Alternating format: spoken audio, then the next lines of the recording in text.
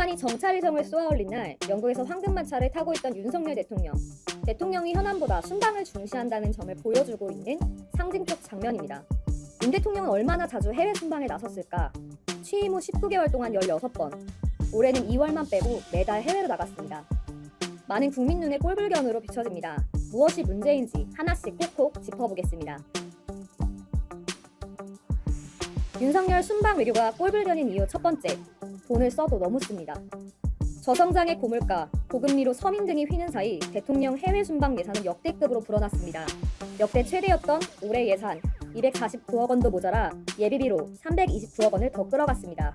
윤석열 정부가 습관적으로 비교하는 문재인 정부의 2배 반이 넘습니다. 국민들이 그런 문제 제기를 하는 이유는 야, 다른 역대 대통령보다도 자주 나가고 돈도 펑펑 썼는데 성과가 뭐냐 이거잖아요. 이 88억까지 합치면 666억을 썼어요. 즉 2배 반 가까이를 쓴 거예요. 이 정도로 돈을 쓰면 분명한 실익이 있어야 합니다.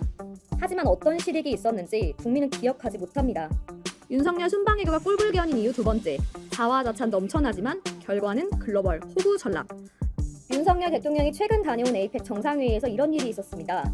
정상회의가 열리는 미국으로 출발할 때만 해도 한중 정상회담 가능성이 있다고 했지만 정작 현장에서는 시진핑 중국 국가주석이 미국과 일본 정상만 만나고 윤 대통령은 외면했습니다.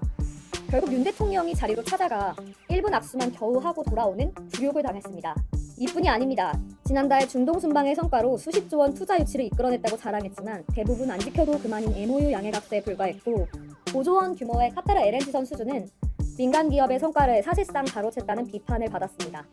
이런 비판에도 윤 대통령은 최소한의 대국민 설득 노력도 기울이지 않고 있습니다. 이번에 이제 영국 국빈 방문 가는데 영국하고 텔레그래프지하고도 인터뷰를 했더라고요. 외신하고는 왜 이렇게 인터뷰를 해대는지, 이렇게 망신스럽고 실익도 없고 도대체 무엇을 위하여 이 많은 돈을 써가면서 해외를 나가는가에 대해서 국민들이 알지를 못합니다.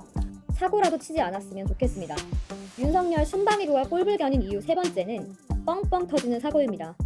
윤 대통령이 취임 이후 미국을 처음 방문했을 때 워싱턴 포스트와 인터뷰를 했습니다.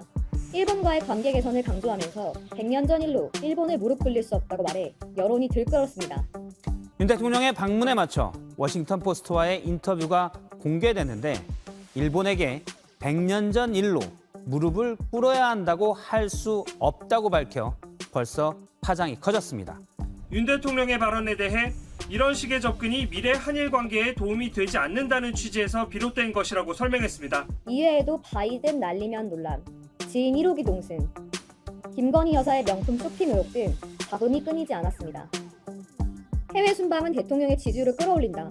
이 공식은 이미 깨졌습니다. 공식대로였다면 해외에 16번이나 다녀왔는데 지지율이 30% 초중반에 갇혀 있을 수는 없습니다. 강서구청장 선거 참패로 정권 자체가 위기에 놓였는데도 중동으로, 미국으로, 유럽으로 날아간 대통령. 이제는 존재감도 흐려져 보수층에서도 대통령은 이준석과 한동훈 뉴스에 가려지고 말았습니다. 윤석열 대통령 개인을 봐도 저는 정말 위기라고 보는 게요. 대통령이 해외 순방을 그렇게 많이 다니는데 지지율이 올라가지도 않고요. 뉴스에도 나오질 않습니다. 레임덕을 지금 고민해야 될 시점 아니냐.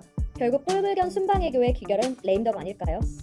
스픽스가 만든 핫이슈 짚어보기 스콕스. 구독과 좋아요 부탁드립니다.